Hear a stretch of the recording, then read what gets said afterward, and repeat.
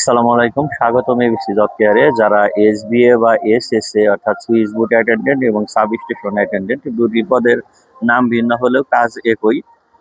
তো এই পদগুলোতে চাকরি করতে আগ্রহী বা চাকরির প্রস্তুতি নিচ্ছেন তাদের জন্য মূলত আসলেও আজকে আলোচনা করতে চাচ্ছি যে আসলে কি ধরনের প্রস্তুতি আপনার নেওয়া উচিত বা কোন বইগুলো আপনার জন্য পড়া উচিত সেটা নেই। যেহেতু আপনার কাজই হলো বিদ্যুতের যে উপকেন্দ্র আছে সাব স্টেশন, এইখানে বিদ্যুৎকে সাব স্টেশনের দেখভাল করা এবং হলো দায়িত্বপ্রাপ্ত কর্মকর্তার নির্দেশে বিদ্যুৎকে অফ করা এবং অন করা। অর্থাৎ তার মানে বিদ্যুতের যাবতীয় যে একটি কার্যক্রম এ সম্পর্কে অবশ্যই আপনার বেসিক নলেজ থাকতে হবে।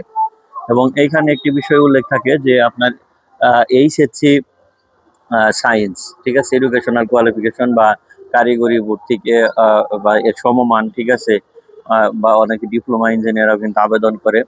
সেই ক্ষেত্রে আপনার যেহেতু এইচএসসি সায়েন্স বা সমমান উল্লেখ থাকে, তার মানে আপনাকে অবশ্যই এইচএসসির যে বইগুলো আছে, বিশেষ করে সায়েন্সের যে বই, এগুলো এ টু জেড আপনাকে ক্লিয়ার করতে হবে।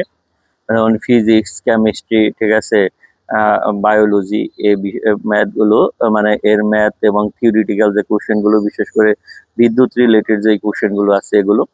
তারপরে হলো আপনার যেমন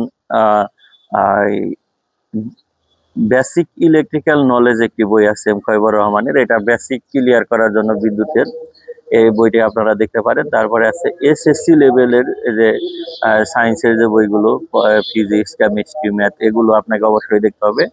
বাংলাদেশের বিদ্যুৎ খাত সম্পর্কে আপনাকে জানতে হবে এবং যেই প্রতিষ্ঠানের জন্য পরীক্ষা দিচ্ছেন ওই প্রতিষ্ঠানের সম্পর্কে এ টু জেড, তাদের মিশন, ভিশন, কাজ ইত্যাদি সম্পর্কে জানতে হবে। এগুলো হলো আপনার মেইন পয়েন্ট, ঠিক আছে। তারপরে যেটা বলবো যে আপনার যেটার জন্য সবাই মোটামুটি প্রস্তুতি নিয়েই থাকে, যে আমরা নন পার্ট বলি, সেটা হলো যে বাংলা, ইংরেজি, তারপরে আছে আপনার সাধারণ গণিত, আর হলো সাধারণ জ্ঞান, ঠিক আছে, এবং আইসিটি।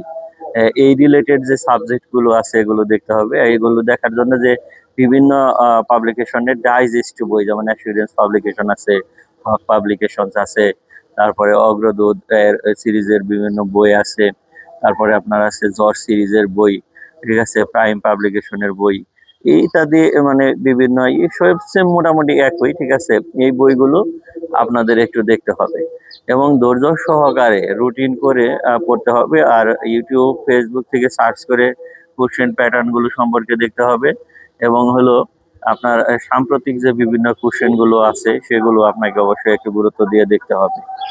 আর এই তো রুটিন মাফিক একটু চেষ্টা করুন, ইনশাল্লাহ সফলতা আসবে।